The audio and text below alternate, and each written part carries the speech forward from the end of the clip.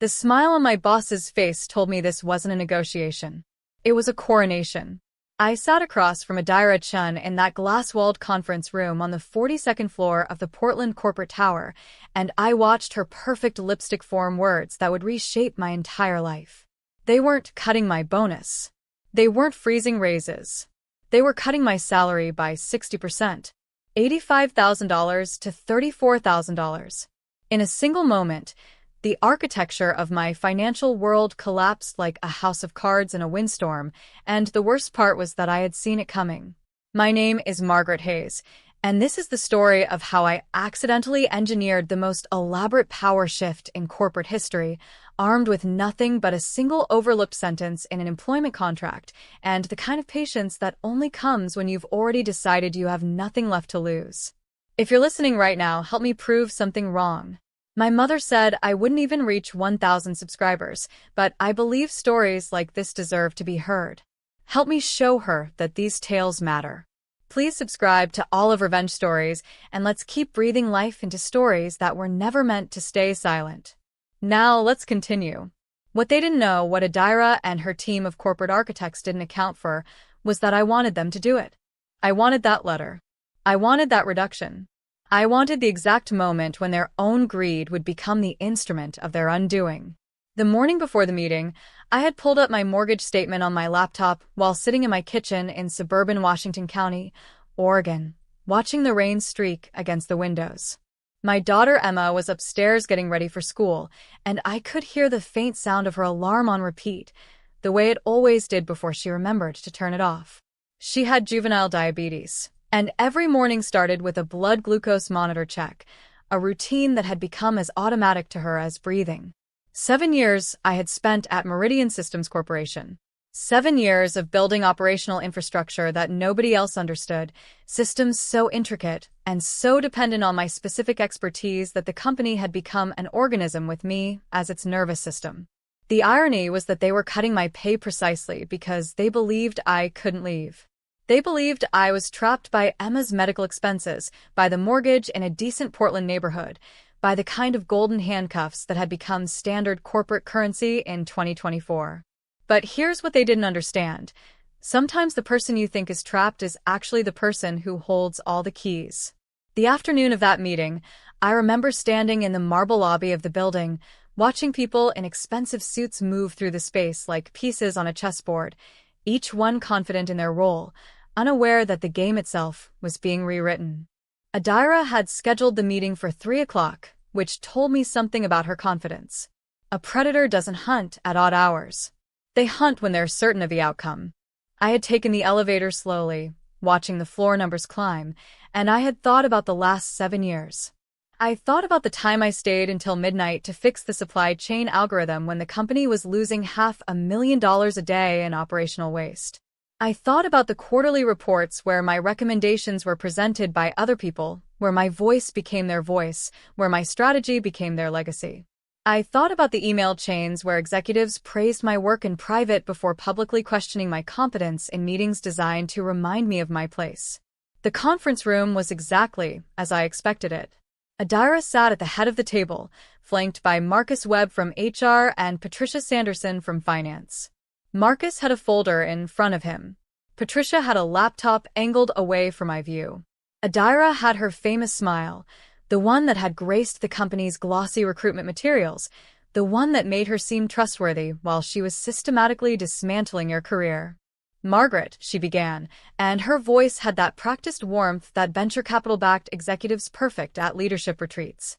"We need to talk about restructuring your position. Here's the thing about watching power operate at the corporate level. It's not actually that complicated. It follows predictable patterns, like weather systems moving across the Pacific Northwest. High-pressure areas of confidence moving toward low-pressure areas of vulnerability, and people like me existing in the spaces in between." I didn't interrupt her. I let her explain the market conditions, the quarterly projections, the necessity of financial adjustment. She used the word sacrifice 3 times. She mentioned team unity twice. She never once asked me if I had questions. The number appeared on the page in front of me like a verdict, $34,000 annually.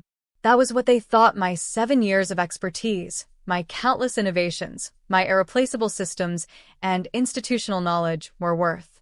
1 year of my previous salary wouldn't even cover Emma's insulin pumps and continuous glucose monitoring supplies. I had researched the costs obsessively after her diagnosis 3 years ago. I knew that without my health insurance, without a strong income, without the stability I had fought to build, a single teenage girl with diabetes in Portland, Oregon, would have her entire future rewritten by medical debt. They knew this too. That was the entire strategy. Marcus slid the contract toward me with a plastic cup of water that nobody had asked for.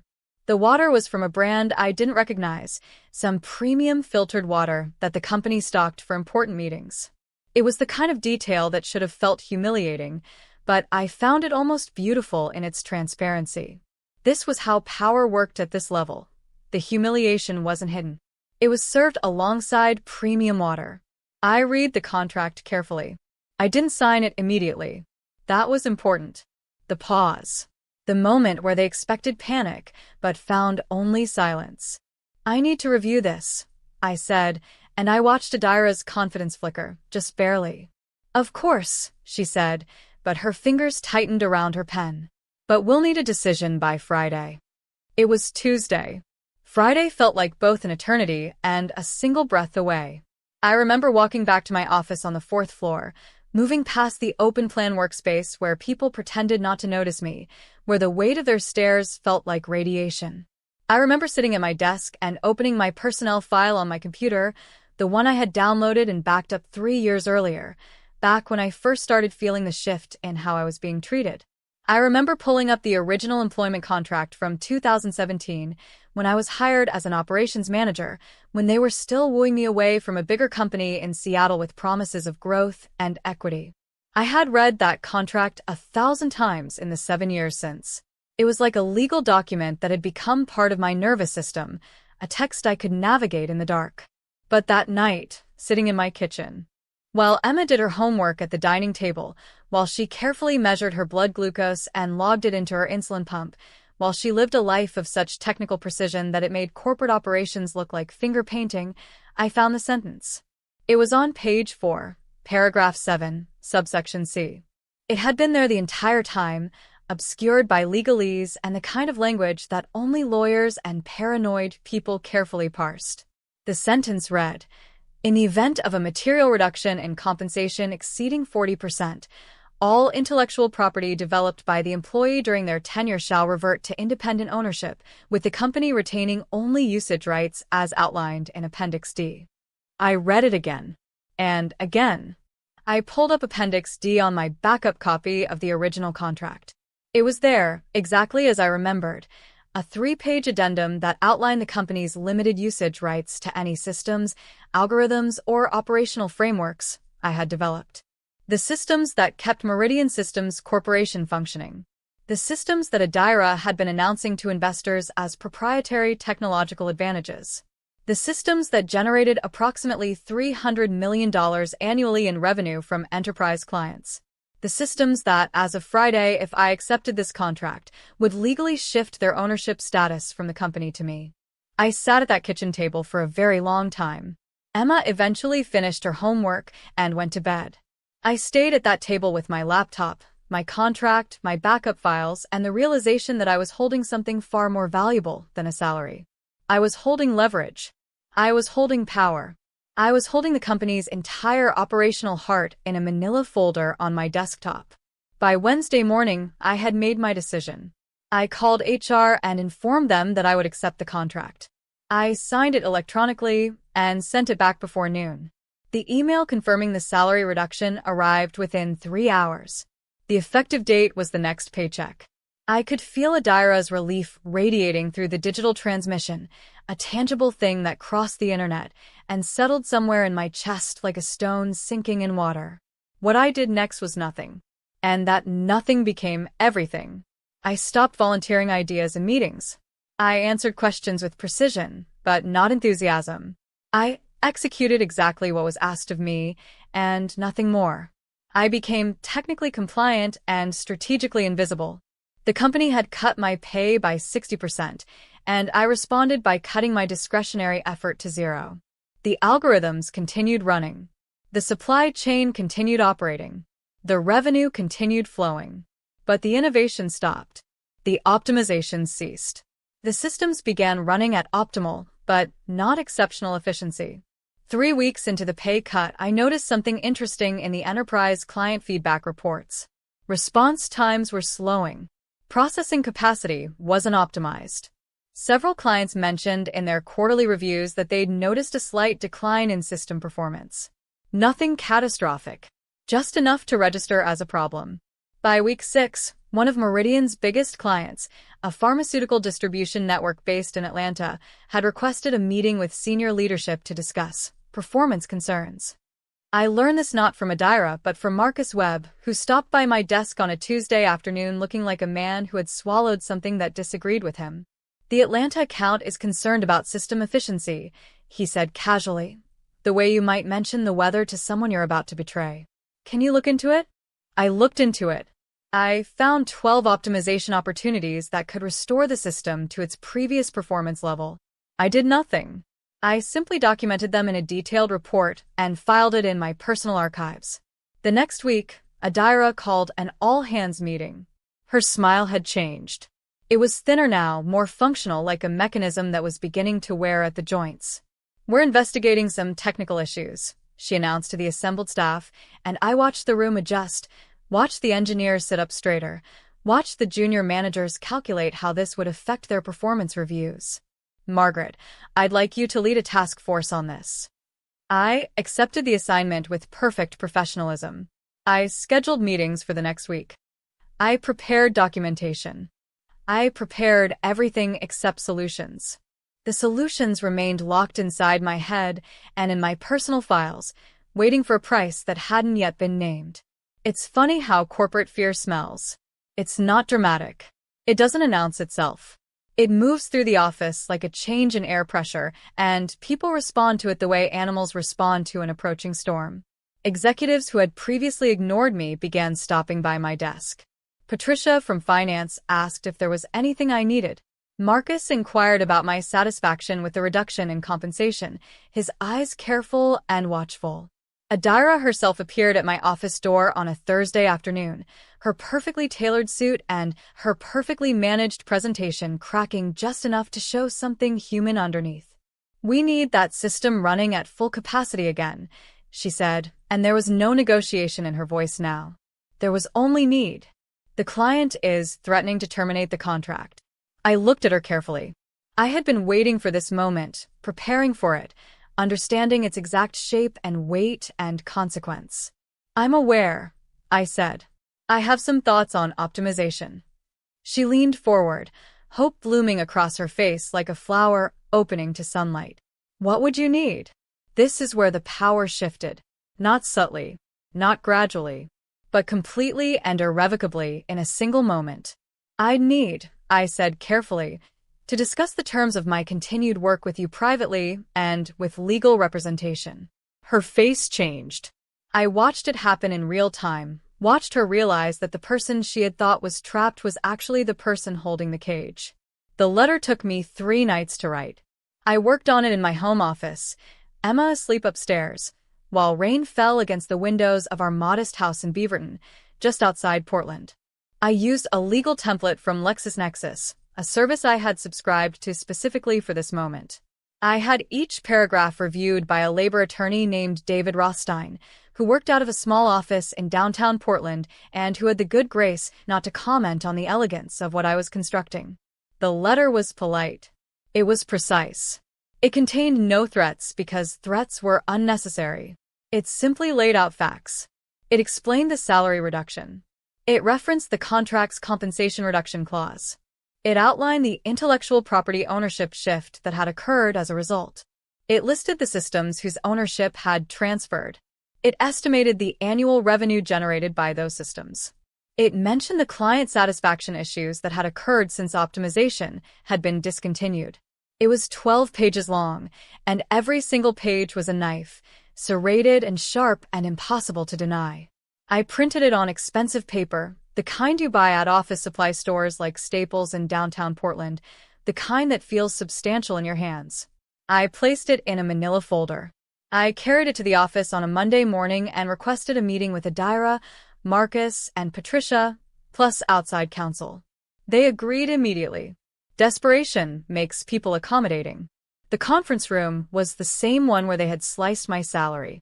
The glass walls reflected the Portland skyline, the bridges over the Willamette River, the rain-soaked city that had become my home after the divorce that preceded the medical diagnosis that preceded the job that had become my entire life. I placed the folder on the table. I did not open it. "I want you to read this," I said. "And then I want you to understand something very important." Adira opened the folder. I watched her face move through confusion, then comprehension, then something that looked almost like respect. When she finished, she looked at me with an expression I had never seen from her before. It wasn't the executive mask. It was something genuine. "You've been planning this the entire time," she said. It wasn't a question. "I've been patient," I corrected. "There's a difference." The legal team took the letter to an outside firm for review. The review took 4 days. During those 4 days, I went to work and did nothing. I answered emails without elaboration. I attended meetings and participated without contribution. The Atlanta client called again. The system optimization remained locked away. On Friday morning, I received a call from Adira's office. They wanted to meet. Not in the conference room. In her actual office, the one with the real windows and the view that stretched all the way to Mount Hood when the rain cleared. I brought David Rothstein with me. I wore a blue dress from Nordstrom that had cost more than I should have spent, and I wore it because I wanted to feel powerful, and there is no power quite like the power of looking good while dismantling someone's carefully constructed world. Adira's office smelled like expensive coffee and stress. She had clearly not slept. Her hair was perfect, but it was the kind of perfect that required more effort than usual. "The letter is," she paused, choosing her words with immense care, "legally sound." I said nothing. "Our outside counsel advises that you have a legitimate claim to ownership of the systems outlined in Section 4. I continued to say nothing. This is a skill they don't teach you in business school, the power of silence. The power of not filling the space. The power of letting other people scramble to fill the void.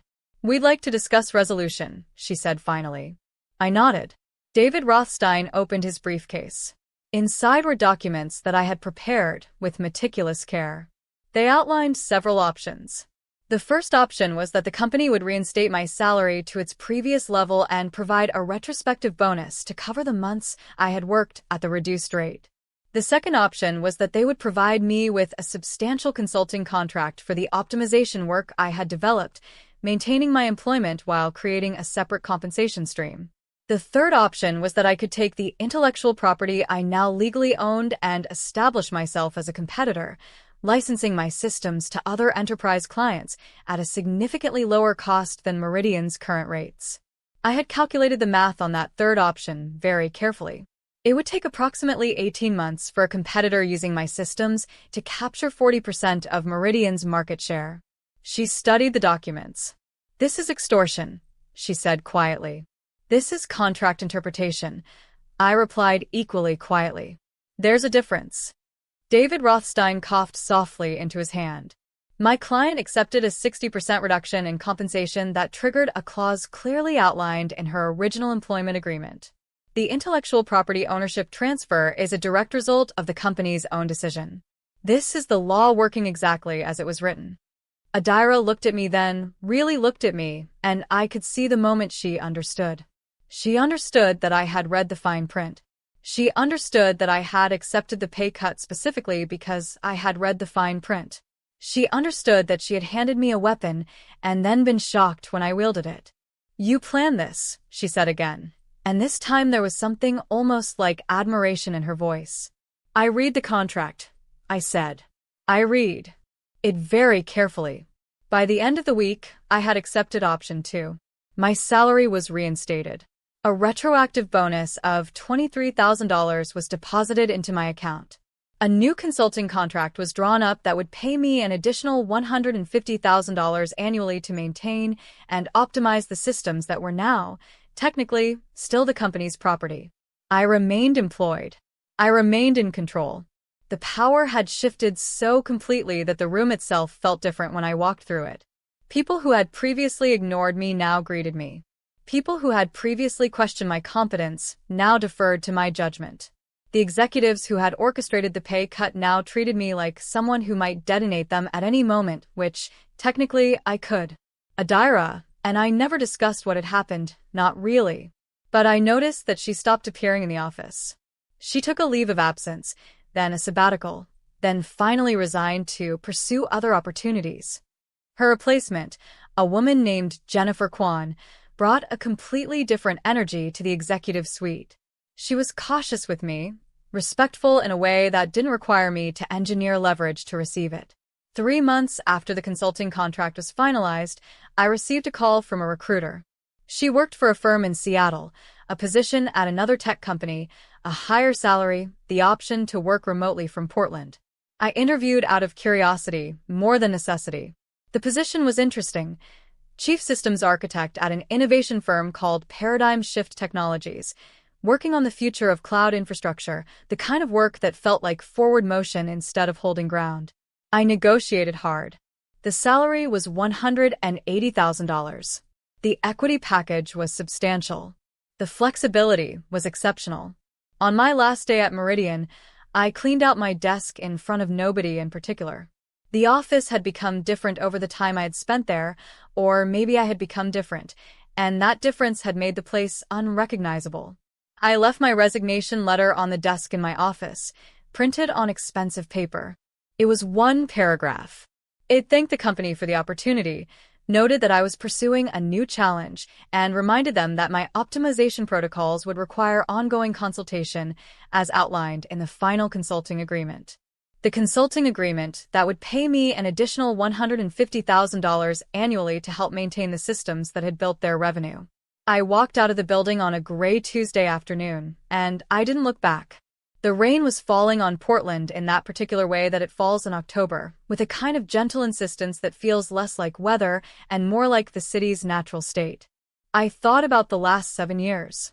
I thought about the moment that Adira had sliced my salary. I thought about the sentence in the contract that had changed everything. I thought about Emma, who had just celebrated her 16th birthday, who was managing her diabetes with the same precision and intelligence that she brought to everything, who would have a mother who could support her future now, who wouldn't have to watch her mother choose between medical care and financial stability. The corporate world had wanted to break me with a pay cut. Instead, they had handed me the exact tool I needed to break their power structure. And the most beautiful part was that I had done it all legally, all ethically, all within the exact boundaries of the contract that they themselves had written. As I drove home through the Portland rain, my phone buzzed with a message. It was from David Rothstein. "Well played," the message read. I smiled, and for the first time in months, the smile felt completely and authentically mine. The balance of power had shifted. The person they thought was trapped had turned out to be the person holding all the keys. And that, I realized, was the real power all along. Not the money, not the title, not the corner office with a view of Mount Hood. The real power was understanding the game well enough to win it before you even sat down to play. If you've made it this far, you're the kind of person who understands that power isn't about chaos or confrontation. It's about preparation. It's about reading the fine print. It's about being calm enough to see opportunities when other people are drowning in panic. I'm Margaret Hayes, and I believe that these stories of quiet power, of intelligent resistance, of systems thinking applied to life itself, deserve to be told and heard. Subscribe to Olive Revenge Stories and join a community of people who understand that the most elegant power moves are always the ones nobody sees coming. What would you have done in my position? Did the company get what it deserved? Tell me in the comments below. And stay tuned, because next time, I'm sharing the story of the employee who recorded everything and brought down an entire executive team. Thank you for listening. Thank you for subscribing. Thank you for believing that stories like this matter.